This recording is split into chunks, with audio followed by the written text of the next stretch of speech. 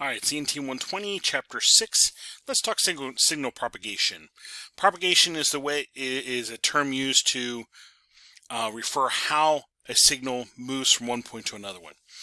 A lot of our wireless signals are usually line of sight. We need to have some kind of visual connection from A to B, if you will.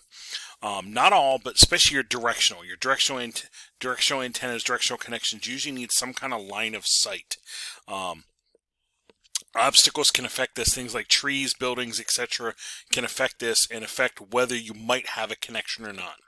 So line of sight, I always use this example. We've probably all seen a live television truck somewhere.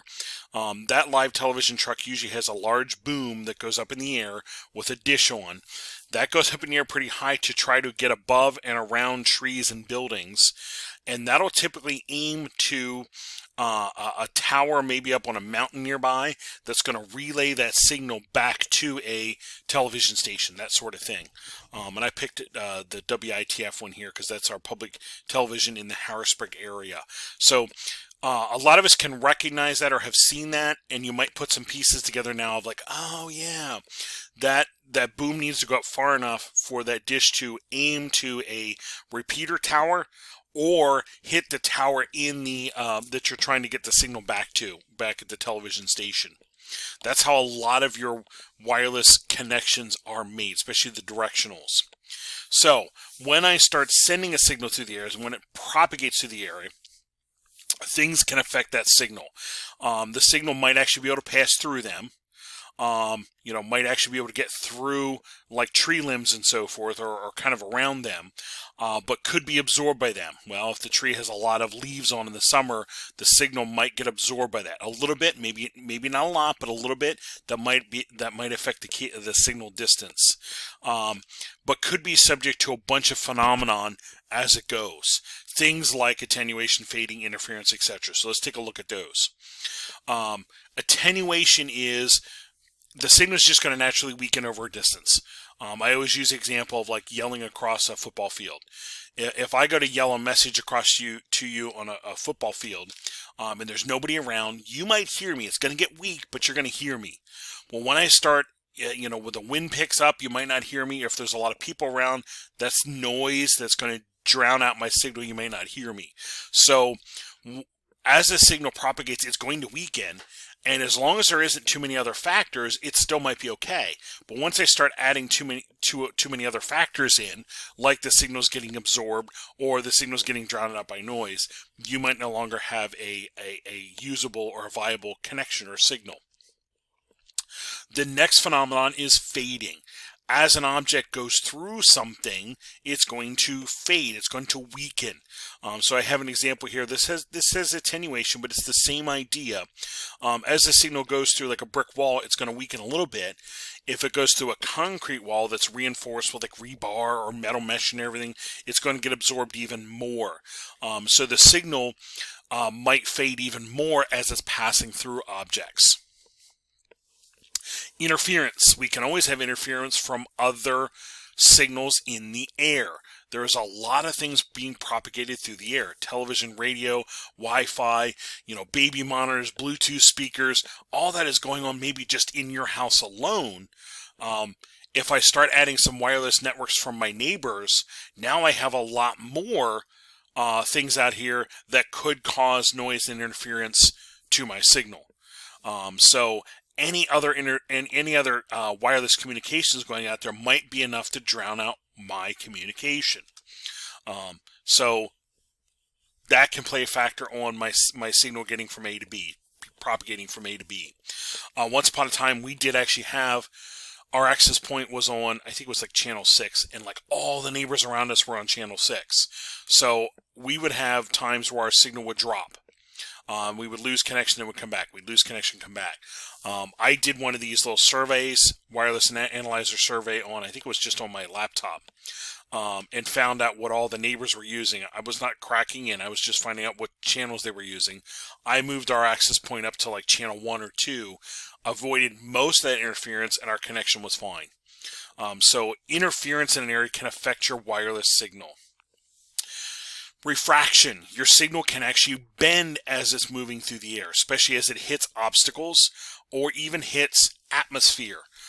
If I have a particularly cloudy day, those water molecules in the cloud could actually cause my signal to bend out of the way and not make it to the destination, or as I'm hitting certain obstacles that it's moving through, the signal might bend. And again, on a short distance might not affect too much.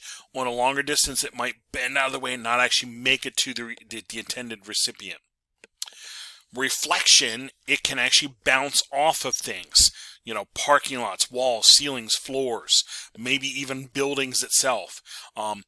That might be helpful to get it to the destination, but it might also bounce off and bounce out of the way and not get to the destination. So reflecting off of things, it's going to affect my signal over a distance. Scatter, as my signal moves through things like rain, hail, sleet, snow.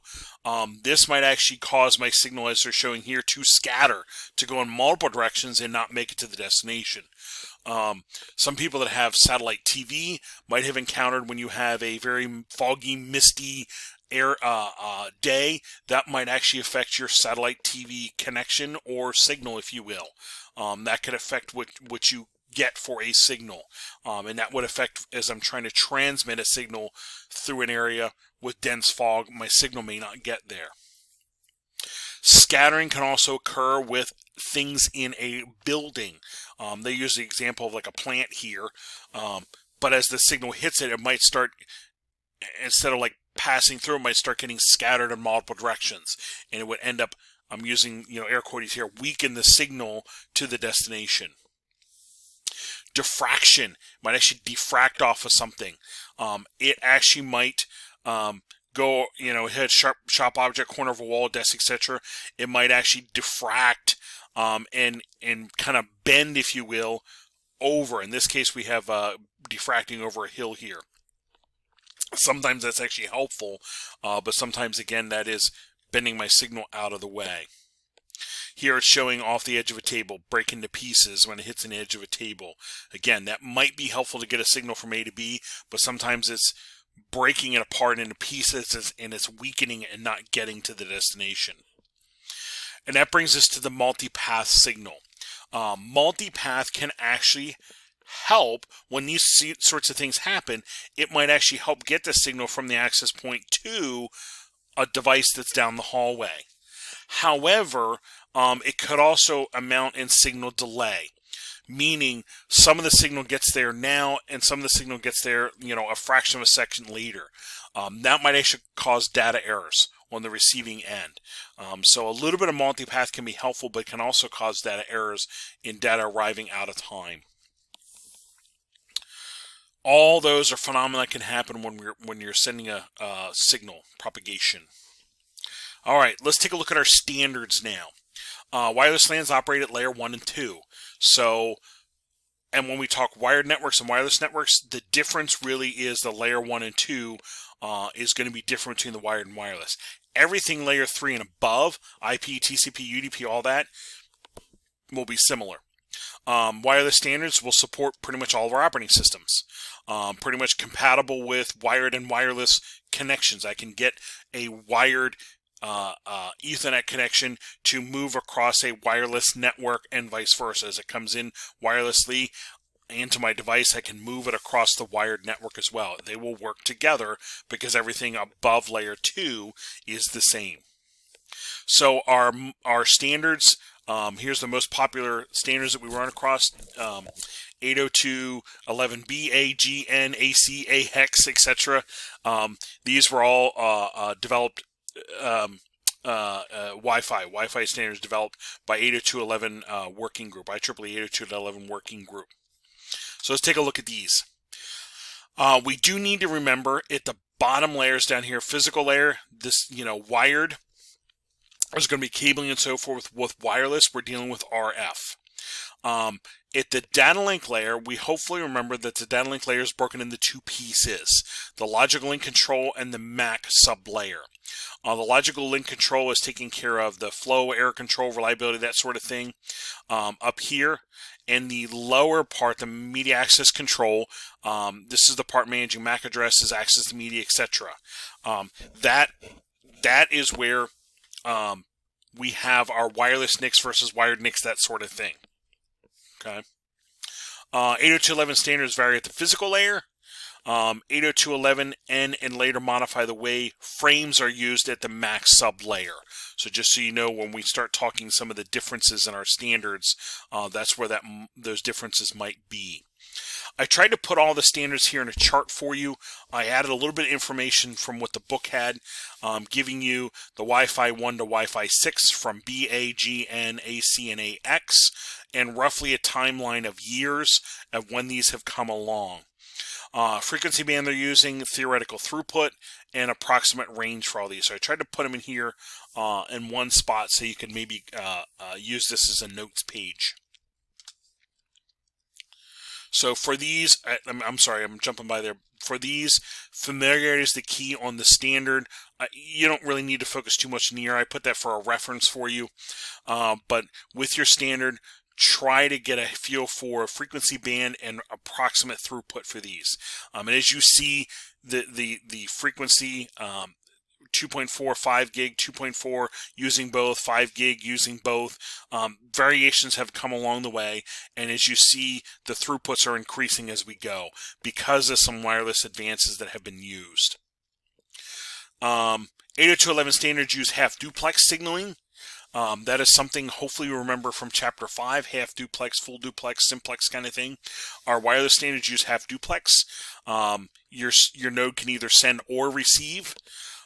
As we move into some of the wireless advances with multiple input, multiple output, it starts acting like, and I'm putting little air quotes around, it starts acting like full duplex.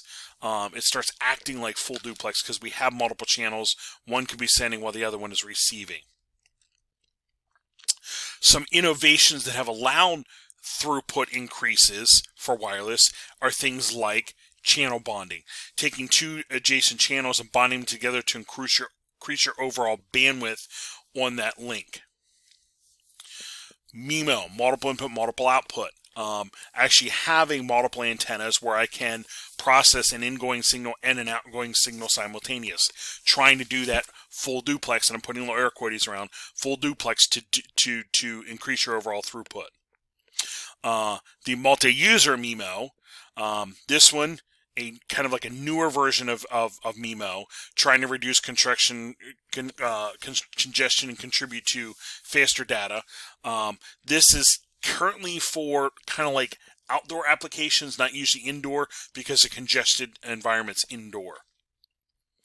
The orthogonal frequency division multiple access. This is an improvement upon OFDM.